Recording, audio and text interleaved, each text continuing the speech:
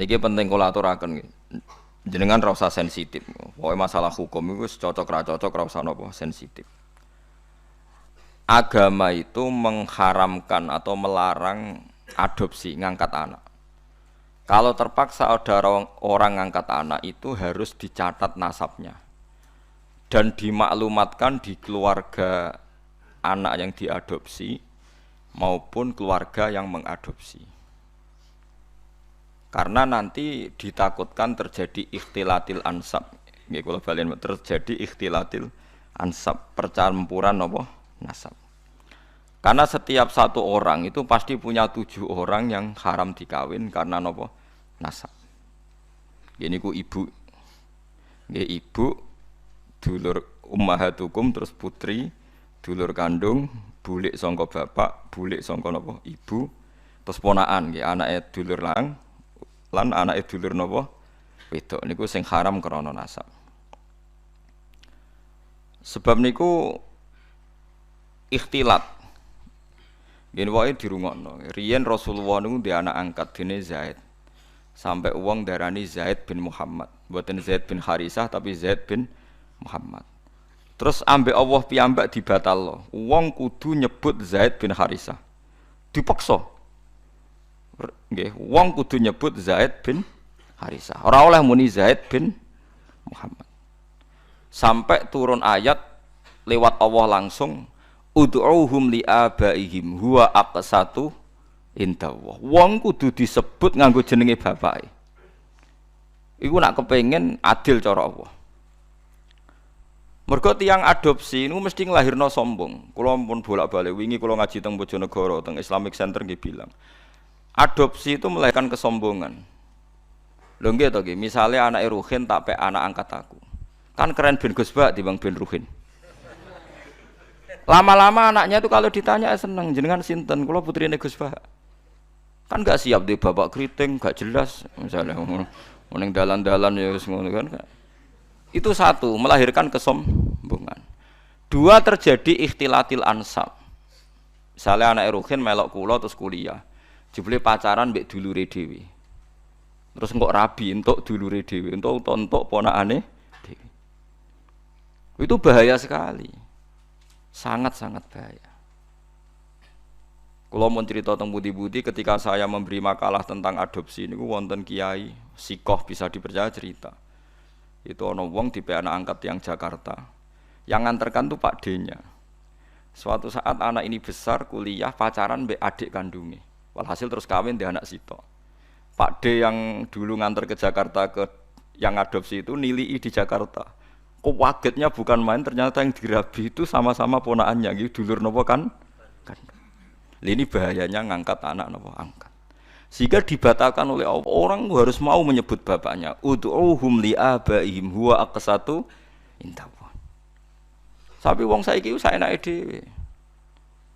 Anake sampean kudu bangga, makalah Nabi itu mengancam manida ila ghairi abi wa huwa ya'lamu anna ghairu abi faqad kafara. Wong sing ngaku ora bapake diaku bapake dianggap ngafiri atau ngingkari ajaran Kanjeng Nabi Muhammad sallallahu alaihi wasallam. Karena satu melahirkan kesombongan itu mesti. Karena mesti milih yang keren kan? Milih sing napa? Keren. Nomor 2 terjadi campur aduk napa? Nasab. Mane kula suwun sing pun ngadung anak istilah anak angkat itu istilah bahasa Indonesia.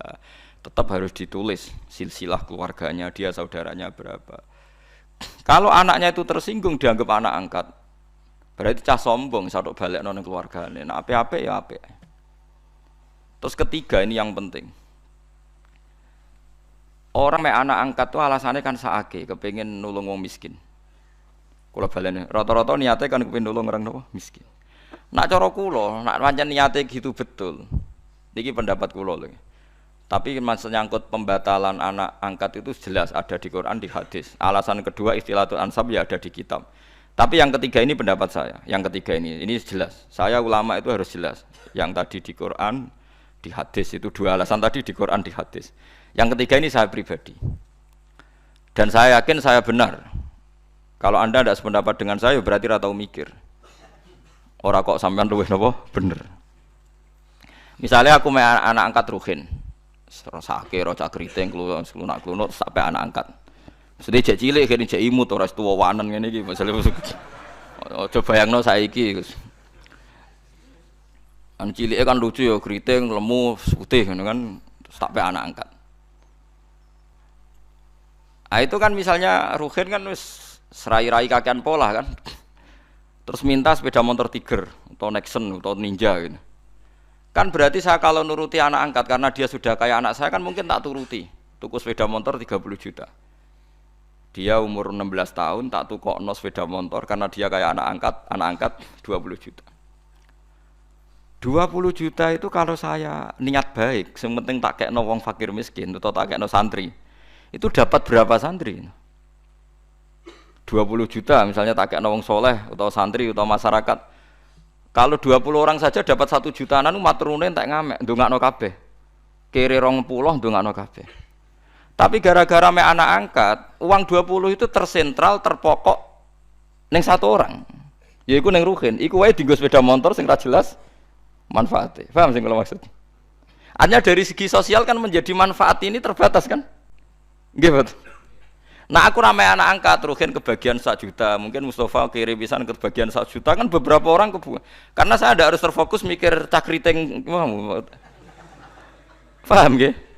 Lho tenan paham tenan to. Lho kowe oleh menentang pendapat saya boleh, saya pastikan ini pendapat saya. Tapi kan iso globalnya paham to nggih. Artinya kalau orang engko Ruhin dewasa tak gekno omah, entek 100 juta. Alasannya sakake Ruhin anak melarat. Andai kan aku gak me anak angkat mungkin 100 juta lebih ke orang banyak. Tapi tetap boleh loh me anak angkat. Tapi cara kula nggih sekadar ya. Ya sayang, tetap kembalikan ke keluarganya, dibiayai saja. Itu dia mendapat kasih sayang keluarga, dia tidak sombong. Paham ya? Loh soal ingin spesial ya spesial saja misalnya sama ranti anak. Nah kecuali mungkin ada pengecualian darurat, sampean nggak punya anak, ada ponaan atau keluarga, kamu angkat, tapi nasabnya harus tetap ditulis. Saya ulang-ulang, nasabnya harus ditulis. Karena ciri utama manusia yang disebut Allah adalah faja'alahu nasabah. Jadi orang harus jelas nasab.